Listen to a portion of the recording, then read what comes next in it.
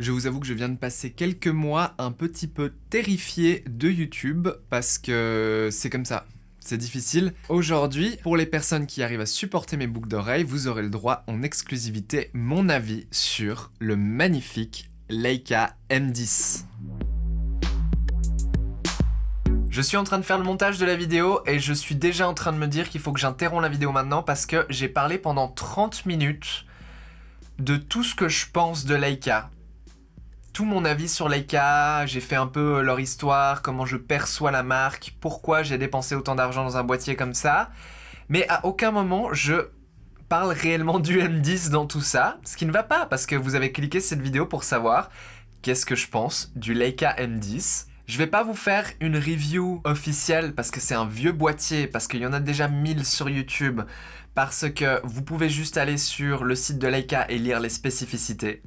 Mais je peux quand même vous donner un avis beaucoup plus poussé sur le M10 et le M10 spécifiquement. Donc restez avec moi, je vais vous parler du M10 et ensuite je mettrai la longue section de la vidéo qui va vous parler plus en détail de Leica. Le M10 est un boîtier numérique de la série M de chez Leica. La série M de chez Leica est une série d'appareils photo qui ressemble un peu tous à ça. C'est une vieille série d'appareils photo qui est entre guillemets classique dans le sens où les premiers boîtiers ont été fabriqués il y a très très longtemps et les derniers boîtiers, le M11, qui date seulement de l'année passée si je me trompe pas, reprend toutes les bases et toutes les choses que les gens apprécient de la série M et les rend juste actuelles, avec un capteur de 61 millions de pixels, avec un écran tactile, avec ce genre de fonctionnalité, avec une mémoire interne, avec un port USB-C, patati patata. Si vous testez un jour dans votre vie un Leica M, que ce soit un vieux M4, un original M2 ou le dernier M11,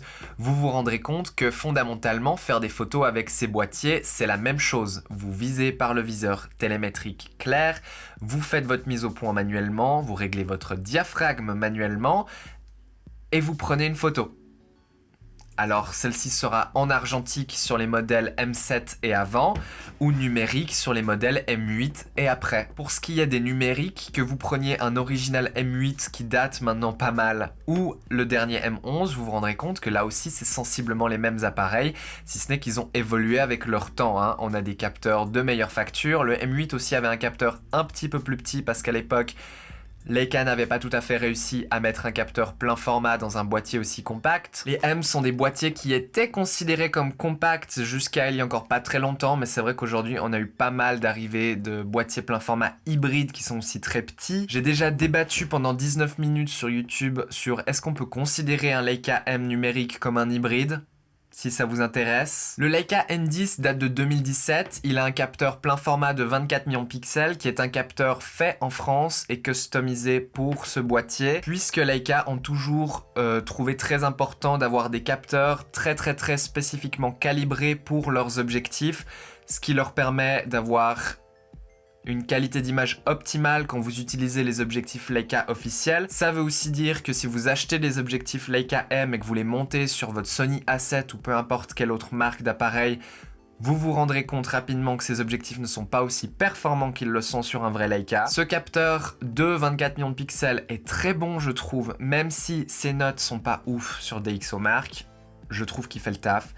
Les fichiers sont suffisamment solides pour être poussé en post sans trop de problèmes. Le Leica expose à travers l'objectif, donc il mesure la lumière à travers l'objectif, c'est ça que j'essaie de dire, et il le fait bien. J'ai très peu eu de problèmes avec l'exposition sur ce Leica. Des fois le Leica fait des trucs bizarres, hein.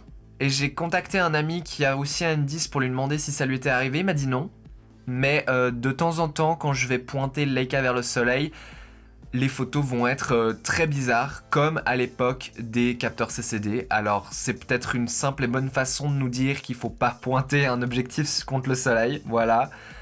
Mais disons que ça m'est arrivé de temps en temps d'avoir mon diaphragme bien ouvert avec le soleil en arrière-plan et de me retrouver sur des photos qui sont inutilisables parce qu'il y a des gros traits noirs visibles en fait. Et c'est un problème commun à beaucoup de capteurs digitaux, on n'a juste pas l'habitude de voir ça sur les boîtiers Sony actuels ou sur des boîtiers... Enfin, j'utilise Sony comme terme, mais en vrai, je pense à littéralement tous les Canon R5, tous les Nikon Z8, tous ces trucs. Les couleurs sont belles avec ce Leica, il n'y a pas besoin de retoucher beaucoup. Je fais partie des gens qui croient que même si vous faites du RAW, la qualité d'un capteur peut avoir un gros impact sur les couleurs de vos photos. Et je trouve que les couleurs du Leica sont belles. Elles n'ont pas besoin d'être beaucoup retouchées pour être sublimes. C'est chouette, c'est agréable. Et c'est une des raisons pour lesquelles on paye un prix plus élevé aussi. Le M10 a quelques petites fonctions sympas aussi. Il a la visée par écran par exemple, qui est de très bonne facture à mon avis. Il y a la possibilité de lui monter dessus un petit viseur électronique, qui est aussi de très correcte facture, même si ça vaut pas un hybride récent. On a un mode rafale, on a un intervallomètre, on a un retardateur classique. Santé à mon colocataire. La batterie tient très longtemps, j'ai très rarement eu besoin de changer la batterie au milieu d'un shoot. On a une bague pour le réglage de la vitesse et une bague pour le réglage des ISO, avec les deux une position automatique qui vous permet de faire des photos avec ISO et vitesse automatique. Le diaphragme et la mise au point seront toujours manuels parce qu'il n'y a aucun moyen de communiquer ça entre le boîtier et l'objectif. En parlant de communication avec l'objectif, le boîtier Leica M10 est équipé d'un petit capteur de lumière ici qui est capable de mesurer la lumière ambiante et de comparer avec la lumière reçue sur le capteur, ce qui lui permet de deviner quel diaphragme vous utilisez. Et ça fonctionne avec n'importe quel objectif. Par contre, c'est pas très précis, hein. Des fois, il va vous dire 1.6 alors que votre objectif n'ouvre qu'à 2. Mais vous aurez au moins dans les métadonnées une idée vague de quel diaphragme a été utilisé. Et des fois, ça marche. Pas à tous les coups, mais ça marche plutôt bien. Ok.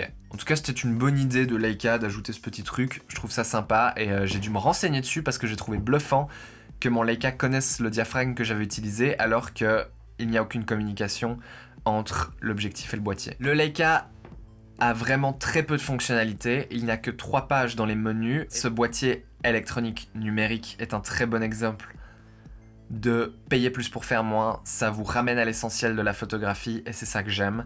C'est à mon avis le seul boîtier numérique qui vous donnera vraiment l'impression de faire de l'argentique aujourd'hui, à peut-être l'exception d'un Hasselblad sur lequel vous auriez mis un dos numérique. Beaucoup de gens vont être là, oui, un Fuji c'est un peu comme de l'argentique numérique. Non, les Fuji, il y a 35 000 menus, il y a 35 000 réglages d'autofocus, on se perd dedans, on s'ennuie, on passe plus de temps à regarder l'écran qu'à faire des photos. Le Leica n'est pas comme ça. Quand j'allume mon boîtier Leica, il se passe rien. Il y a un petit point rouge pour me dire qu'il est prêt, c'est tout. Vous pouvez afficher sur l'écran des informations si vous avez besoin, mais le Leica s'utilise complètement sans aller dans les réglages, jamais, et sans jamais regarder un écran. C'est pour ça que le viseur aussi est optique, et c'est pour ça que j'aime ce Leica. C'est justement ce retour à, au final, comme faire de l'argentique. On reprend toutes les bases de l'argentique au niveau du shooting, mais avec des fichiers numériques qui vous coûtent rien. Au final, si vous l'aviez vu ma vidéo sur le Leica M6, beaucoup de ce que j'ai dit du Leica M6 tiennent sur ce Leica M10, malgré le fait qu'il soit sorti bien des années plus tard et qu'il soit un appareil complètement numérique. Je trouve que Leica ont fait une magnifique transition entre l'argentique et le numérique, en vous redonnant et en vous permettant de réellement vivre l'expérience argentique, mais en ayant des fichiers numériques tout de suite. Voilà. Alors quand je dis vive l'expérience argentique, on s'entend, j'ai envie d'ajouter des petites précisions à tout ce que je dis, mais je sais que je vais pas le faire parce que si je dis des conneries, vous allez faire plein de commentaires et ça va booster les vues, donc je dis pas non. L'autre soir, je l'ai pris avec moi à une soirée, tout simplement. On a bu des bières et j'ai fait des photos bourrées de mes potes qui étonnamment étaient nettes. Et il y a un mec qui m'a abordé en me disant « Ouais, trop cool, t'as un Canon !» Oui, parce que j'ai une lanière Canon sur mon Leica. À défaut de ne pas avoir 200 € à mettre dans la lanière Leica, le mec il s'est acheté un Leica, mais il arrive quand même à se plaindre du prix des accessoires. Et j'ai dit au mec, ouais bah non en fait c'est pas un Canon, c'est un Leica. Et il a vraiment fait un truc du style, ah, oh. Et j'étais là, quoi? Enfin genre c'est un Leica quoi. Puis il connaissait pas Leica, Et dans une vidéo précédente, j'ai fait la bêtise de dire que Leica c'était populaire. C'est pas du tout le bon terme, hein. J'ai pas réfléchi complètement. Leica n'est pas populaire, mais Leica est connu. Voilà, Leica est très connu dans l'histoire de la photographie. Si vous vous êtes intéressé de près ou même de loin à l'histoire de la photographie, Leica c'est un peu ceux qui ont eu l'idée de prendre de la pellicule cinéma 35 mm, de la retourner à l'horizontale et de prendre des photos avec ça, puisque c'était de la pellicule pas mal plus petit que le format 120 vendu par Kodak à l'époque, ce qui a permis à Leica de faire des appareils plus petits, mais qui étaient aussi de qualité moindre, hein, un plus petit négatif. Les appareils photo Leica n'étaient pas connus pour leur qualité d'image, c'était plutôt vraiment des appareils compacts et petits. Faut que je me mouche parce que je suis en période d'allergie et du coup je parle grave beaucoup du nez. La série Leica M est une série d'appareils photo qui de base étaient à pellicule, donc 35 mm, et qui sont ensuite devenus digitaux plein format. Il y a eu un entre-deux avec le M8 qui était le premier modèle numérique et qui avait un capteur un peu plus petit que plein format parce qu'à l'époque on n'arrivait pas à faire du plein format de cette taille, je pense, pour un boîtier aussi compact que l'était un Leica à l'époque. Les Leica M ont la monture d'objectif M qui est une monture faite pour les appareils télémétriques puisque c'est une série d'appareils télémétriques. Qu'est-ce que c'est la nuance en fait? Ce qu'il faut que vous sachiez, c'est que l'objectif doit communiquer sa mise au point avec le boîtier pour que le boîtier puisse faire fonctionner le viseur télémétrique.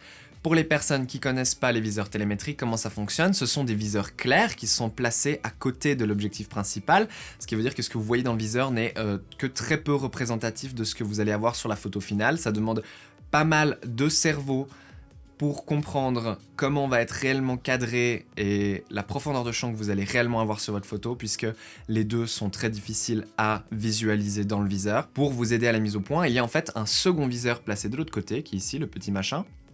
Et ces deux viseurs se superposent à l'intérieur du viseur principal. Et tout simplement, quand vous bougez la bague de mise au point de votre objectif, les deux petites images se coulissent l'une dans l'autre. Je sais pas trop comment exprimer ça bien. Et quand les deux images sont parfaitement alignées au niveau de votre sujet, c'est que la mise au point est réalisée. Vous pouvez donc capturer l'image et vous aurez effectivement une photo nette. Voilà, c'est comme ça que ça fonctionne. Ce système télémétrique n'a pas été inventé par Leica, mais de ce que je sais, aujourd'hui Leica est quasiment une des seules marques qui continue à utiliser des viseurs télémétriques. On a Fujifilm sur le X Pro 3 qui ont un viseur clair qui ressemble à celui-ci, mais ce n'est pas un viseur télémétrique, puisqu'il n'y a pas de vrai télémètre à l'intérieur. Si aujourd'hui le télémètre du Leica est reconnu comme étant un peu un système de luxe, puisque les Leica sont chers, on va y venir. À l'époque, un viseur télémétrique, c'était pas si sophistiqué que ça, et ça pouvait se trouver sur des appareils qui étaient limite de l'entrée de gamme. Voilà.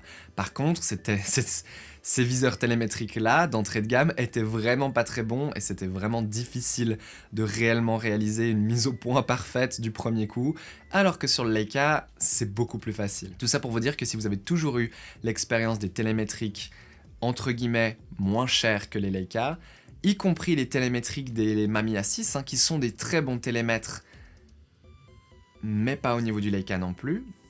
Le jour où vous aurez réellement testé le télémètre d'un Leica actuel, c'est dur de revenir en arrière. Voilà. Le Leica le plus connu et celui que je voulais acheter de base, c'est le M6. On le voit très régulièrement passer d'occasion dans les marchés. À l'époque où moi j'ai commencé la photographie argentique, un M6 d'occasion ça valait 800 € en bon état. Aujourd'hui, un M6 d'occasion en bon état, ça vaut 2500 €. C'est cher. Les Leica M6, quand ils sont sortis, c'était déjà des appareils de luxe, parce que Leica, c'est des appareils qui sont faits en Allemagne, même encore aujourd'hui. De ce que je sais, le M11, qui est le dernier modèle, est toujours fait en Allemagne. Le M10 que j'ai là était fait en Allemagne, et le capteur était par exemple fait en France, et 2-3 autres parties de l'électronique sont aussi faites en Europe. Ma lampe vient de mourir. On sait très bien que la main-d'œuvre européenne est quand même pas mal plus chère que la main-d'œuvre de typiquement la Chine ou le Vietnam, qui sont des pays très souvent choisis par les marques d'électronique pour y faire construire leurs appareils. Et puis, certains objectifs Leica ne sont pas faits en Allemagne, mais au Canada. Et là aussi, il me semble que le Canada, c'est un pays où la main-d'œuvre doit être assez chère. Donc tout ça pour dire que l'univers Leica est un univers très coûteux. Et c'est un univers qui reste coûteux sur le marché d'occasion. Comme j'ai dit, le M6 était très cher quand il est sorti. Il a bien droppé, il est bien tombé niveau prix quand l'argentique est plus ou moins mort dans les années 2015. Mais depuis, un M6 d'occasion, c'est devenu très convoité, et vu qu'il n'y en a qu'un certain nombre sur le marché d'occasion, déjà en trouver un, c'est compliqué, et donc quand on en trouve un, il y a beaucoup de gens qui sont prêts à les payer, c'est 2500 €, voire plus. Aujourd'hui, on fait une vidéo sur le M10 parce que j'ai déjà une vidéo sur le M6 parce que si j'adore l'argentique et que je pense que le look de l'argentique est inimitable en numérique, quand je mets autant d'argent dans un appareil photo, j'aime bien pouvoir me dire que je vais pouvoir prendre plus ou moins autant de photos que j'ai envie avec sans avoir à débourser des dizaines d'euros à chaque 36 photos faites sur une pellicule. Je suis peut-être pas un vrai photographe argentique parce que l'argentique pour moi c'est un médium, tout comme le digital est, il y a des raisons à utiliser l'argentique et il y a des raisons à utiliser le digital, mais pour moi l'argentique n'est pas un lifestyle, c'est-à-dire que je n'ai pas basé mon identité personnelle sur l'argentique.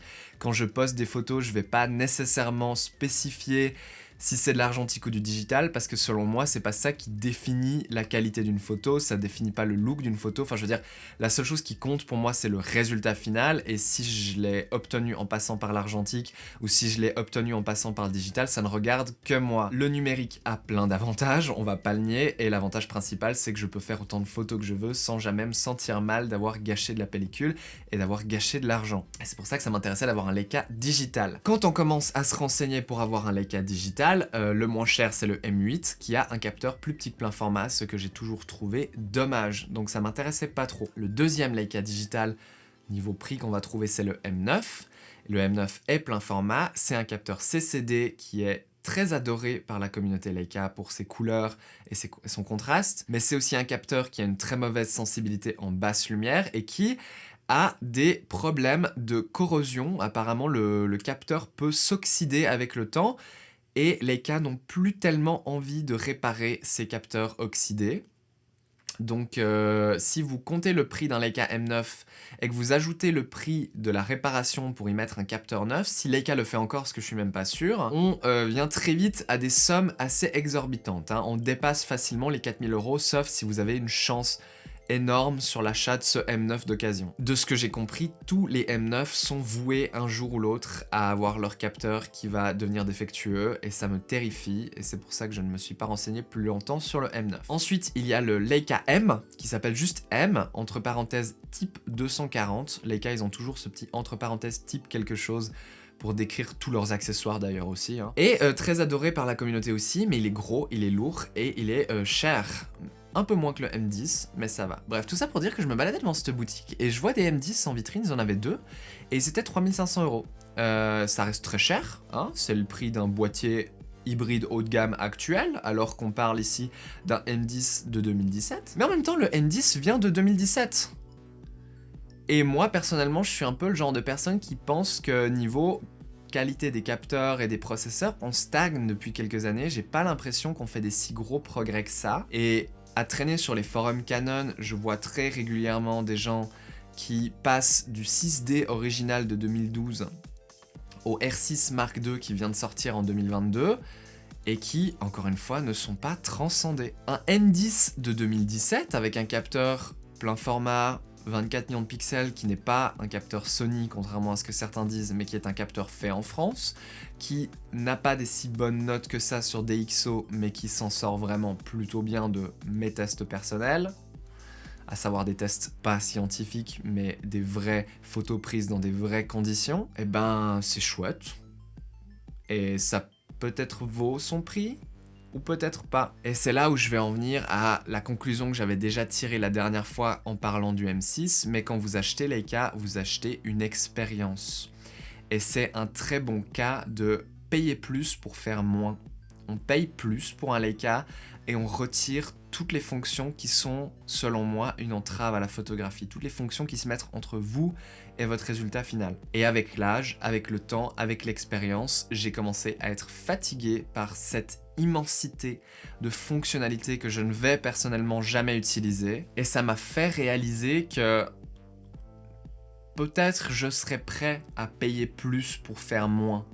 À payer plus pour un appareil qui reste performant mais qui vraiment simplifie. Par exemple, les menus du Leica M10, c'est 3 pages. 3 petites pages. Mais il y a quand même tout ce qu'il faut. Jamais je me suis dit, tiens, ça je peux pas le faire avec mon Leica. C'est faux. Pour les photos que je prends habituellement, je peux faire tout ce que je veux avec mon Leica. Alors qu'il n'y a que 3 pages de menu. Et que je fais le tour du menu en 5 secondes. Et que je ne passe pas ma vie à regarder l'écran. Au contraire, la plupart du temps, quand on allume son Leica, c'est tout ce qui se passe. C'est comme si on n'avait rien fait. Je vise, je suis en exposition automatique là, et je déclenche, et j'obtiens ma photo.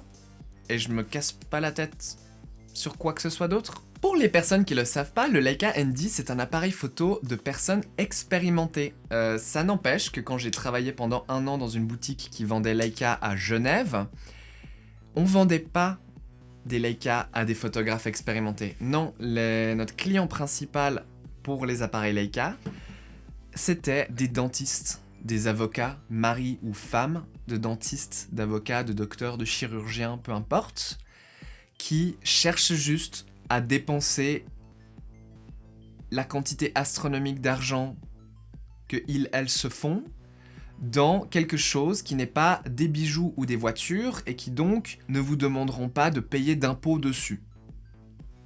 D'ailleurs, même si vous vous arrangez bien quand vous achetez un Leica, suffit de dire que vous l'avez acheté pour prendre en photo le casuel document qui vous passe entre les mains et vous arrivez même à vous déduire le Leica des impôts quand vous êtes riche comme ça.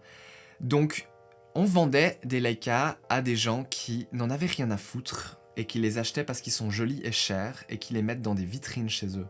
Je n'ai jamais vendu de Leica quand je travaillais dans ce magasin en 1 an à quelqu'un qui faisait vraiment des photos avec. Et c'est très grave. Parce que les photographes sont là à convoiter Leica et ne pas pouvoir se permettre de se l'acheter. Pendant ce temps, il y a un dentiste aléatoire qui ne prend même pas des photos avec son iPhone, qui va acheter une petite panoplie et un set complet de Sumilux, les objectifs 1.4 de Leica qui sont 5-6 000 € chacun, juste pour décorer une vitrine dans leur appartement, à Genève, avec vue sur le Léman. Voilà, c'est comme ça. Parce que le Leica est un objet de luxe. Et les gens, ils aiment les objets de luxe.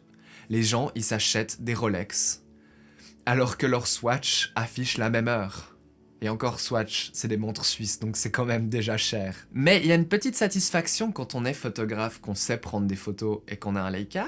Vu que le Leica est un appareil mis au point manuel, diaphragme manuel, si vous êtes là dehors en soirée avec votre Leica dans les mains et qu'un de vos amis vous dise « Je peux essayer ton appareil ?» Vous leur dites oui. Et si la personne ne s'y connaît pas bien en photographie, ça va être certain que la photo va être complètement ratée. Parce que quand une personne regarde dans le viseur du Leica, tout est net et tout est bien exposé, puisque c'est juste un viseur clair, donc c'est juste quelques vitres. Et les personnes voient juste la réalité à travers nos viseurs. Et elles vont donc déclencher sans se rendre compte que la mise au point n'a pas été faite, le diaphragme n'a pas été réglé comme il faut. Si vous êtes en exposition manuelle, eh ben, la vitesse et les ISO n'ont pas été réglés comme il faut non plus. Donc la photo sera assurément complètement ratée. Et c'est là que vous allez pouvoir débarquer auprès de vos amis et dire « Ah mais, désolé, j'ai fait des années et des années d'expérience et d'études en photographie pour me permettre d'utiliser ce genre d'appareil. Tu peux pas apprendre ça en 10 minutes. » Alors que la vérité, c'est que si vous savez expliquer, oui, en 10 minutes, vous pouvez expliquer à quelqu'un comment l'utiliser, ça va. Mais voilà. Je pense que j'ai assez blablaté sur cet appareil photo. Comme à chaque fois que je fais des tests d'appareils photo digitaux, j'ai pas vraiment envie de vous donner des images d'exemple parce que je pense que l'appareil photo, que ce soit argentique ou numérique, je pense que le boîtier lui-même n'a pas autant d'impact sur la qualité des images que ça. Donc je pense que c'est intéressant de le faire pour les appareils vintage, mais pour un appareil comme le M10, tout comme par exemple pour le 5D Mark III ou le 5D SR, c'est des appareils qui font des photos qui, une fois retouchés, sont quasiment impossibles à distinguer entre un dernier Sony, un vieux Sony, un Canon, un Nikon, un Leica, un Panasonic. Je pense que tous ces appareils photos se confondent s'il y a des petites choses qui nous font dire que les couleurs sont peut-être plus faciles et plus belles sur le Leica. C'est aussi des choses qui, selon la retouche de la personne, vont être gravement impactées. Je ne suis pas du tout intéressé à l'idée de vous montrer des images brutes, non retouchées. Je suis en train de terminer cette vidéo un peu rapidement parce que je me fais complètement tabasser par le pollen et ça m'empêche de faire quoi que ce soit, ça s'entend à ma voix. Ah, sérieusement? Le Leica M10 est l'appareil photo digital qui m'a procuré le plus de joie depuis que je fais de l'argentique. Parce que l'argentique m'a procuré beaucoup de joie de par la simplicité et juste le retour à l'essentiel de la photographie. Moi, je ne pense pas que l'argentique ce soit réellement un lifestyle et je pense pas non plus que faire de l'argentique, c'est vraiment quelque chose qui rendra votre art unique. Je pense qu'il n'y a rien d'exceptionnel à faire de l'argentique, c'est juste un médium comme un autre. Mais si vous appréciez l'expérience argentique au niveau de la prise de vue, le Leica M10 est peut-être fait pour vous, parce que c'est ce qui se rapproche le plus de la simplicité de l'argentique et du côté essentiel. Les photos prises avec ce Leica sont magnifiques, je trouve que la qualité d'image est parfaite, 24 mégapixels, c'est vraiment mon sweet spot où on a selon moi suffisamment de détails pour faire à peu près n'importe quoi,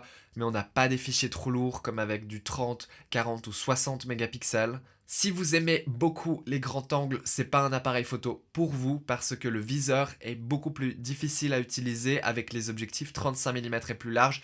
Même déjà 35 mm, je trouve que c'est pas aussi facile d'utilisation qu'un 50 parce que en fait, plus vous utilisez un objectif large, plus le cadrage dans le viseur est large et plus vous devrez vraiment avoir l'œil collé contre le viseur pour voir quelque chose. 28 mm, ça devient quasiment impossible. Vous n'aimez pas les 50 mm, c'est pas l'appareil photo pour vous.